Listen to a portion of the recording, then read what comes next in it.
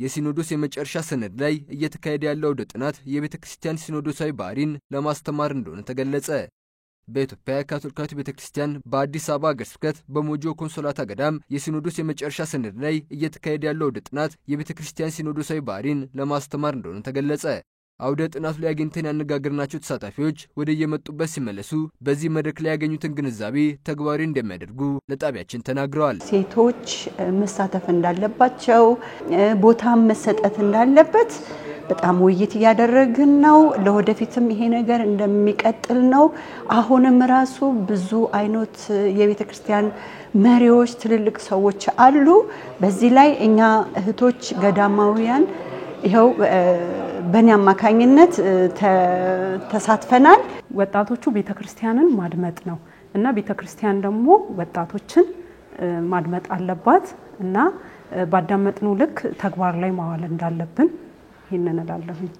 ሲኖዳዊነትን ማለት በጋራ አብሮ መጓዝ፣ ህብረት፣ ተሳትፎና ተልእኮ በሚል ማጠንጠኛ ላይ ለመላው ምእመናን የተሻለ ነገር አብረን የምንሰራበት ለቀጣይ በቤተክርስቲያን ሁላችንም እንዳንድ ሆነን በጥምቀት በተቀበልነው ጸጋ ሳንለይ በጋራ የምንጓዝበትን መንገድ ፍንቶ አድርጎ ያሳየ ሂደት ነበር ማለት ይችላል።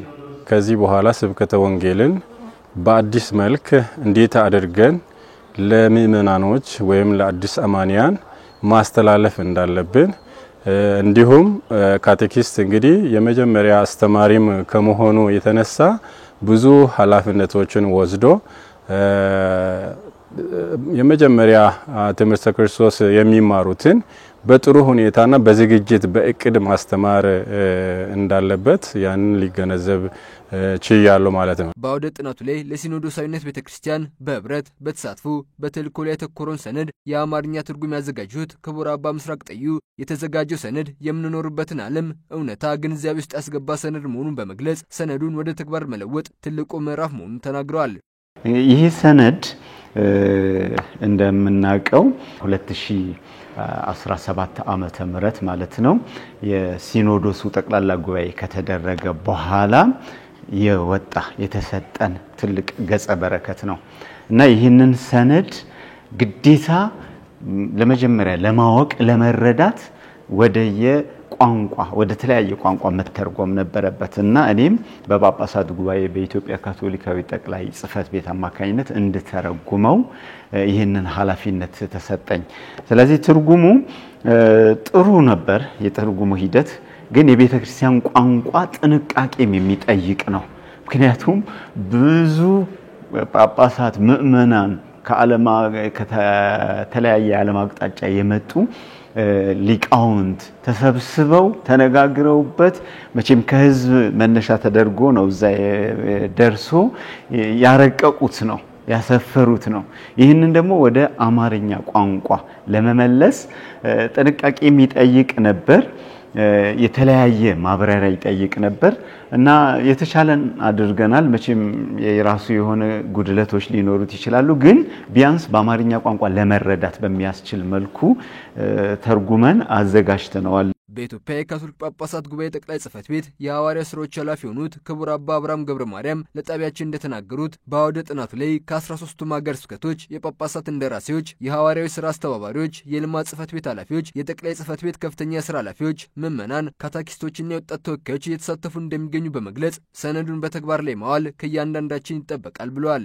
በተግባር ላይ ማዋል ከእያንዳንዳችን እንደሚጠበቅ ባለንበት አብረን መስራት እንደሚያስፈልግ ቤተክርስቲያን ደግሞ የቤተክርስቲያን ጉዞ አንድነት ከሌላ ዋጋ እንደሌላ ስለዚህ እኔ ዋናው ምንድነው ሐሳቤ በተለይም የስልጣናውም ዓላማ በዚህ በቢሮ ደረጃ ብቻ ሳይሆን በአገረ ስብከት ደረጃም ወርደን ሁሉንም የሚያቅፍ አንድ የሚያደርግ ስራ ለመስራት ነው።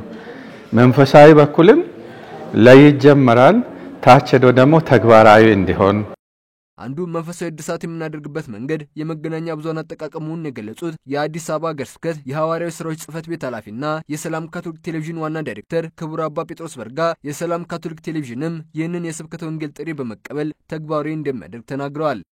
አንዱ መንፈሳዊ እድሳት የምናደርግበት መንገድ የሚዲያ አጠቃቀም ነው። በዚህም ላይ የሚደረግ ማለት ነው። ሚዲያን በዚህ ጊዜ መጠቀም አለብን። የጊዜውን ሁኔታ እናንበብ ስንል አንዱ እሱ ነው። ስለዚህ የሰላም ካቶሊክ ቴሌቪዥን ይህንንም ጥሪ ካልተቀበለ እንግዲህ ሲኖዳዊ ቴሌቪዥን አይደለም ማለት ነው። ስለዚህ ሲኖዳዊ መሆኑን ማሳየት ያለበት ይህንን ተቀብሎ በተለይ ደግሞ የስብከተ ወንጌል መንገዶች እናድስ ስንል አሁን ጊዜው የሚጠይቀው ምንድነው? በተለያዩ የሚዲያዎች ይህንን ማድረግ አለብን። ስለዚህ ይህንን ለማድረግ መጀመሪያ የኛ የሰላም ካቶሊክ ቴሌቪዥን ሰራተኞች እና አብረው የሚሰሩ ተባባሪዎች ሁሉ ይህንን ሰነድ በደንብ እንዲያውቁት፣ እንዲወዱት፣ የራሳቸው እንዲያደርጉት የአገልግሎታቸው የስብከተ ወንጌል አገልግሎት መሳሪያ ናቸውና ይህንን የራሳቸው እንዲያደርጉት እናደርጋለን። አውደ ጥናቱ የቤተ ክርስቲያን ሲኖዶሳዊ ባህሪን ለማስተማር የተዘጋጀ እንደሆነ የገለጹልን የአዲስ አበባ ሀገረ ስብከት ረዳት ጳጳስ ብፁዕ አቡነ ተስፋ ስላሴ የአውደ ጥናቱ ተሳታፊዎች እንደ ቤተ ክርስቲያን አምባሳደሩ ነው በቤተ ክርስቲያናችን ሲኖዶሳዊ ባህሪን በተግባር ለማስፈጸም ትልቅ ሚና መወጣት እንዳለባቸው መልእክታቸውን አስተላልፈዋል። የመጀመሪያው እንግዲህ የሚጠበቀው ነገር ሰነዱን ማስተዋወቅ ነው። ሰነዱን ለማስተዋወቅ ሰነዱን መተርጎም ያስፈልጋል። እግዚአብሔር ይስጣቸውና ክቡር አባ ምስራቅ ወደ አማርኛ ተርጉመውታል። በየሀገረ ስብከቱ ደግሞ ወደ ተለያዩ ቋንቋዎች እንዲተረጎሙና በምእመናን እጅ እንዲደርስ እና በሐዋርያዊ ምክር ቤት ውስጥ እንዲደርስ በምእመናን ቁምስና ምክር ቤት ውስጥ እንዲደርስ ተስፋ አለን። ከዛ በኋላ እያንዳንዱ እንደየአውዱ እንደየአካባቢ ሁኔታ እንግዲህ የሲኖዶሱን ውጤቶችና መመሪያዎች ለማስተዋወቅና በተግባር ለመተርጎም ይጥራል ማለት ነው። ቤተክርስቲያን እንግዲህ ሌላ ተጨማሪ ቤት ስራ ሰጥተናለች። ገና ከዚህ በኋላ ለ2 ዓመት የሚሄድ ጉዞ አለ።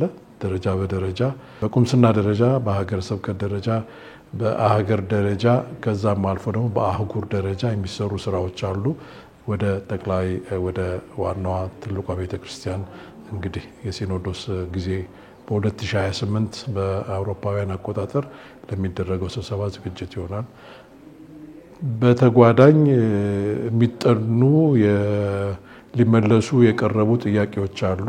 ቤተክርስቲያን እነሱንም ደግሞ የበለጠ አጥንተን እና የበለጠ ተዘጋጅተን እንድንመለስ ስለምትፈልግ የዛም ላይ የቤት ስራዎች ይኖሩናል። የነገረ መለኮት አስተማሪዎች፣ የመጽሐፍ ቅዱስ አዋቂዎች፣ ስለ ህብረተሰባዊ ሳይንስ የሚያውቁ አባቶች፣ እናቶች፣ ስለ ወጣቶች፣ ስለ ሴቶች ሁኔታ ይህንን የሚያውቁ ምሁራን ሁሉ ተሰብስበው የሚመለሱት ብዙ ጥያቄ ይኖራልና ቤተክርስቲያን በዚህ ወቅት በ10 ቡድኖች የምታስጠናቸው ነገሮች አሉ እና እንግዲህ የቤት ስራው ገና አላለቀም። ከዚህ ከሲኖዶስም በኋላ የሚቀጥል ነው ማለት ነው።